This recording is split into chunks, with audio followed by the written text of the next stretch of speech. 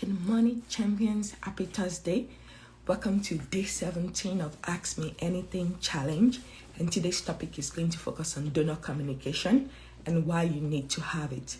Before I dive into the topic of today, my name is Omotola the Great. I am the lead consultant here at the Funding Magnet, where our mission is to aid and support at least 1,000 nonprofits this year to fully fund their mission. We believe that you don't have to go broke to make a difference and that you can make a living while making a difference as well. We're here to support you with tools, with training, with classes to ensure that you can be all that you want to be and be able to make a difference by changing life, saving life, and transforming community for good. We know that as champion, it can be lonely when you're starting your nonprofit or you're trying to expand and grow in your impact, but we would love to come along with you and support the work that you do. So now that you know a bit about myself, please put in the comment where you're joining us from, whether you're watching this live or you're watching the replay, and also what your organization is about and your mission and your vision for the world as well. Okay, so today's topic is going to focus on donor communication. So another question that I have received is all about how do I engage my donor? How do I make sure that I'm not like a pest? And how can I keep them going? How can I keep them engaged throughout the process beyond just when they give to my organization? And so I'm going to share a bit about that. If you have specific question, you can always drop it in the chat or send us a DM as well, and we'll be happy to take it as well. So donor communication, why does it matter?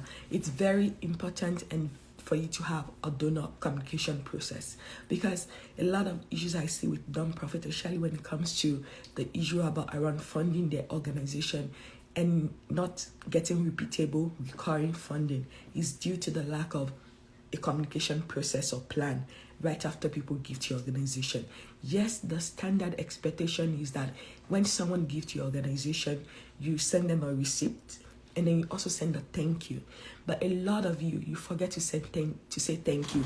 I know that for me personally, I've given to many of the organizations in the last few months, and hardly has anybody sent a thank you. Yes, the money might not be a lot, it might not be like 1 million, but it's still money, it's still something. And to not acknowledge it, to not even say thank you, even if you cannot send the receipt, at least saying thank you matters. And I'm not saying thank you like thanking everybody publicly and tagging everybody in a social media post. That is so 1999. I don't think there was social media in 1999, but you get my point. The point is, make your donor feel special, irrespective of how much they are giving. Make them feel special. Give them the honor of acknowledging that they did something to support your work and to aid your work. And so if you have been on track and you've been able to send the receipt and say thank you to your donor, it should not stop there alone. And so your goal is to be able to have a plan, even if you're not asking for money, and you should not ask for money immediately after they give, but at least have a plan to keep them engaged, to carry them along, to say thank you for giving, this is what we are doing, this is what we've been able to accomplish. And so there are many ways you can go about that. But before I talk about that, this will be essential. When you're getting the donation, on your donation form, make sure you put like how you can connect and communicate with the donor on that form that they're filling when they're about to give to you. So you can ask them, will you prefer a text message? Will you prefer an email? And then you request for either their phone number or their email in that regard as well. And so let's say somebody prefer an email. So a way that you can create a donor communication is beyond just the receipt and the thank you for the initial donation. Then if they say, oh yes, I prefer an email, and they give you their email address, then what you should do after that is to create a email list kind of system where you can send newsletter. So you can choose to do your newsletter weekly or monthly. If weekly is a lot, I think at least monthly, once a month is good enough. It's a great standard, at least to begin with. If you're still like you don't have a lot of team members right now and you're doing, and then you can automate the process too. And so if you plan ahead and you know exactly what you're going to do in the next few months, you can automate that as you go forward. And so every single month, not to ask them anything, like have a newsletter plan where you share about this is what we did, this is how we're able to help people, this is how we're changing life, this is how we're transforming community, this is how we are making a difference in the world. And so it's very important that you have a process and you have a plan. And so think about it like creating an SOP, so standard operating procedure. This is what happened when this happened. So when this action is triggered, when somebody gives to our organization, beyond just the initial receipt and thank you, we as an organization, we are going to do da da da da da. And so you can create a process where maybe the first initial email that goes out might be an introduction to say, thank you so much for giving to our organization. This is who we are. This is what we do. And then just introduce your organization and your mission and your vision for them. So that can be a newsletter team for the first month when you join. Then the second month, it can be all about the funder or the team to say, I know for the past 1 month you've been on our email list. Now let's introduce you to the team. Beyond just you, the champion and the donors that have given to us. These are the team that work in the field to make this change happen, to make this transformation happen. Then maybe the third month, you can now share the story about a community or an organization or an individual or family that you've helped as well. And so it's not just enough to give a thank you and a receipt immediately after the potential donor gives to your organization. You need to create a plan to consistently communicate with them. And I'm not talking about social media posts. Not everybody is on social media. Not everybody sees the post. Think about how the algorithm works. Not everything is shown to everyone that is following you.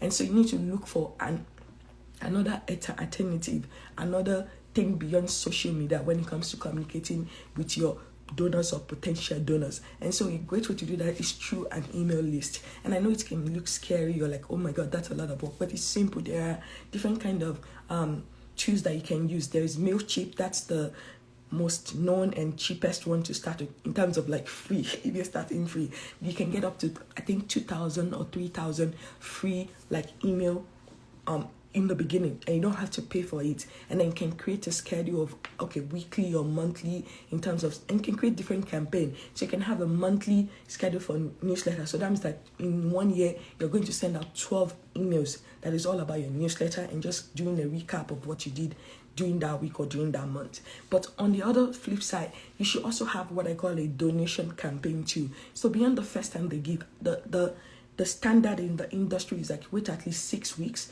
if this person is not in a recurring monthly donor thing to ask again. But within that 6 weeks, you must have sent the thank you, send the receipt for their initial donation, then tell them about what you're doing with the money that they gave to your organization. Then within that, after 6 weeks of them giving initially, if you've done the communication right and you've emailed them, not that they gave and you didn't even communicate, you didn't acknowledge what they gave, you didn't send them a receipt, you didn't thank them, and then 6 weeks later you're not asking them for another money. How will you feel if you gave to an organization or to someone and they didn't thank you, they didn't acknowledge you, they didn't even recognize that you gave to them? And so think about how you will feel. And I know that it feels yucky, right? That I gave to this person and they totally ignore me. So you don't want to treat your donors like that. They are champions, they are partners with you, they're supported. No matter how much they are giving to you, they deserve your thank you. They deserve that communication. And then look at it, like if you don't communicate with them and then let's say then something happened and you now need money, then you now reach out to them. That's like emergency fundraising, but there's no relationship. It's like asking somebody that you just met to say, marry me. Will the person marry you? Oh no. They'll say, who is this guy? This is strange, right? And so that's why it's very important that you take the time to really create a plan. So even like, don't wait and react. I want you to respond. And so what you can do is right now, start planning to say, okay, what is going to happen after someone gives to our organization? What is going to be the next trigger? What is going to be the next step? What is going to be the next action that will happen when they give? And so you need to create a donor communication plan to say, okay, when they give, this is what happens first, this is what happened next, this is what happened next, and this is how we're going to cultivate and steward this potential donor to get them from not just giving one time to give frequently to support the work that we do as well. And then another thing that you can also do is in terms of like ideas for your newsletter might be to also request for opportunity if they want to come and volunteer or if they want to see and look at the behind the scene of the work that you're doing. So your newsletter does not just have to be written words. It can be a snapshot of a video. It can be an audio. It can be like an impact report to say this is some of the testimony that we've gotten from the work that we've been able to do for people and how we do that as well. Then another thing that you can also do as part of like ideas and sort of content for your newsletter might be surveys to say, okay, thank you for giving. Like get to know them. Like you can send a survey to say, why do you give? Why does this issue matter to you? Or what do you care about? So you get to know so it's not just about your donor getting to know you, but you also should find ways within whatever communication you're sending to them to get to know them, to get to understand their motivation for giving, why they care, why it is important to them that they are able to support you and partner with you for good as well. And so you can do little survey. You can use Google Form to create surveys to just get to know and put it in the newsletter to say, we want to get to know you. Like, please take 2 to 3 minutes or 5 minutes to fill out this survey. We want to be able to know what matters to you, so that is part of what we are thinking about and considering as we continue to do this work as well. And then don't always stay at just asking for the normal amount they give. Like, you can always ask them to upgrade their gift as well. And so that can be another way that you can get them to be on the front. But if you don't treat your donor right, if you don't communicate with them, think about it even like in relationship. Like, think of like people in relationship or partnership. Like, sometimes, like, if there is no communication for a long while, there'll be a lot of misunderstanding, or like there'll be this discourse within that particular group or entity. And so having that constant relationship and having a plan around it is going to be helpful. And like I said, I don't want you to react, I want you to respond. And so reaction is like, oh my goodness, they've given to us, but we don't have our back end ready. And when I say back end, I mean your donor communication plan, your standard operating procedure for this is what happens when someone gives to our organization. And so if you have ideas as well for yours of how you've been able to communicate with your donors, that you've seen that it works, you should definitely also share in the comments as well. Also, another way that you can keep your donor communication like an upgrade, it might be beyond just the newsletter. Maybe on a quarterly basis you can do an in-person or virtual gathering where you call it the state of the organization address or update, where you bring people together. So whether it's for 1 hour or 90 minutes, and say, and first, the goal is to thank them, and then also to now say, you know what, we just want to update you. This is what we've been able to do or accomplish last quarter. This is our plan for next quarter. This is how you can support us through your donation, through your support, through your referral, to ensure that we can do the work that we're able to do, or through volunteering and giving their time and their talent as well. And so that can be another way that you can definitely connect and keep that communication going with your donors. Not everybody will always say yes and attend, but at least they got the invitation. At least they knew that you were in their mind. They were not forgotten. That you only they know that you don't just remember them when you need money, but that you're all that they've been at the front of your mind, and that you have a plan to engage them, to carry them along in being able to accomplish the mission and the vision that you have, and you see them as valuable partners who are important for you to do the work that you do. And so it's highly important that you take the time to have a donor communication plan. So you don't react, you respond to the situation. And so just to recap, like I said, it's not enough to just thank and give your donors receipt after they've given to your organization. You need a plan to keep them engaged, to keep them going, to keep them convinced. Good morning, Queen Daniela. Thank you for being here. And so it's really, really important that you take the time out to create like an SOP to say, this is what happens after someone gives to our organization. How are we going to steward and cultivate the relationship? How are we going to ensure that we help them see that they are valuable partners, that we really appreciate them supporting and aiding us in a way? Because if you are the kind of person that you give to somebody and then they never acknowledge you, how would that make you feel? And essentially, you need to make your donor feel like they are the superhero, that they are the one doing the thing. They are the one helping you to fulfill your mission and your vision. And so if you're able to put them on that high place, then the chance of them giving to you over and over again is high. But if you never acknowledge them, you never say thank you to them, and then you now go back to them again to say, can you give us money? Of course, they will look at you one way and say, no way, you're not giving to you at all. And so it's very important that beyond just asking for a donation, have a donor communication plan. Know exactly what step you're going to take, who on your team member is going to reach out to say thank you. And then another way that you can even up and upgrade the experience. That is, there are some people that are giving you their high-ticket donors. maybe you can get your board members to call them. So like before usually you're expected to have a board meeting, whether monthly or quarterly. So you can have a list of, let's say you have 5 board members and you have 50 people that have given money to you that are a bit substantial. Then it's important to say, okay, all board members, you have to call 10 of these people and thank them, call them to thank them, to say, we appreciate what you've done. We thank you for your support for the last quarter. You don't know what how this has helped our organization, or how this has helped our community or the population that we're serving. And so it's very important that you take the time to put all of those things in place. Those little things, they add up, I promise you. Those little things can make a huge difference. And you never know. Don't ever treat any donor like, oh, they're just giving us $5. You never know what $5 will turn into. I gave an example a few days ago where someone, like, they all they could afford was $10 to give.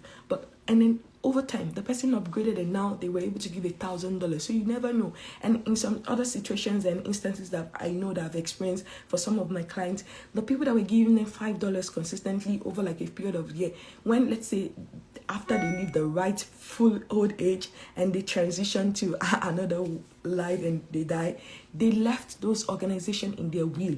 They added those organizations to their will to say, you know what, I know that I'm leaving, but now this is $10,000 that is allocated to this non-profit in my way. Because those non-profit, they thanked them. They treated them like they were the superhero. They didn't think that, oh, $5 is nothing. And so never, like, overlook anyone giving to your organization. If you want to really build a recurring and build a super fan base of supporters, you have to do it right. You have to communicate with your donors. You have to help them see why they're giving matter. You have to help them see that you are giving, and this is what is going to. This is how it is changing life. This is how it's transforming community. This is how you're saving life with us. And they may not have the time and the energy to do the work like as you are doing as an organization. But if you see them as partners, that they are fueling your work, they are propelling you by them giving you the money to do the things you need to do, it's going to make a whole lot of difference for you and your organization as well. And so do not ever think that, oh, it's too little, so we're not going to thank them properly.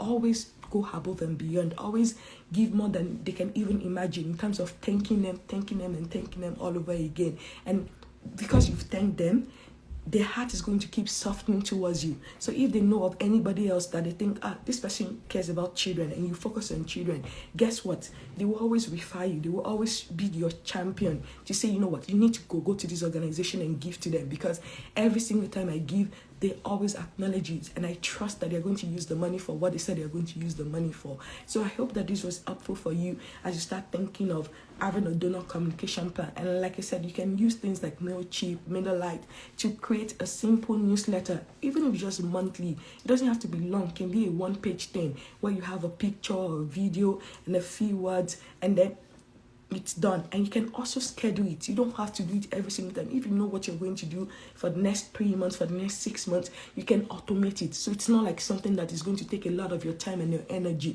These little things, they add up in the long run, and they can help you to grow in your sustainability, to grow your fan base and your support base, and to get the funding that you need to do the work that you do. So I hope this was helpful. I'll be back again tomorrow, day 18, and we are going to talk about donor appreciation and how you can appreciate your donor. Also, don't forget, next month I always do a free masterclass, and so next month I have one coming up on April 5th, which is all about the fully funded plan. You need a strategic plan. You need a plan. It's not just enough to say, okay, we'll ask for donation down. Emergency fundraising is not going to make you profitable. It's not going to keep you sustainable. And so you need to have a plan that you can now work. Because the issue is, a lot of you, the reason why you're not getting funded, the reason you're not able to fully fund your budget is because you don't have a plan. So you're just pulling from here and there and trying and hoping and praying. Yes, hoping is good, praying is good, but even think about it. God even said faith without work is dead. God will do his part. He has already have people around you who can support you. But if you don't ask, if you don't seek, if you don't knock, if you don't plan, then you're already planning to fail. And I know that you care about your community. You care about the population you want to serve. And so forget about yourself. Die to yourself. It is not about you. It's about the lives that are at stake. It's about the communities that are at stake. If you can think beyond yourself and what will people say, it's your key. No, that is not it. If you can think beyond that, I promise you, you will become a gangster at asking. You're not going to be afraid of anything or anyone in terms of asking. So if it's possible, go to the link in the bio and sign up for it. It's going to be a fantastic time. I will not waste your time. 1 hour, that's what I'm asking you for. But I promise you, if you implement, you're going to get results. I always tell people, knowledge is not power. It is applied knowledge that is power. If you don't do anything with it, nothing is going to change. But if you implement and apply it, your result is going to be exponential. But I know that you guys are champions for good, and I cannot wait to keep supporting you and encouraging you along the way. If you have any questions specific to your own organization, like I said, don't be a stranger. We're just a DM away. Leave a comment in the chat or send us a DM, and we'll be happy to help you as well.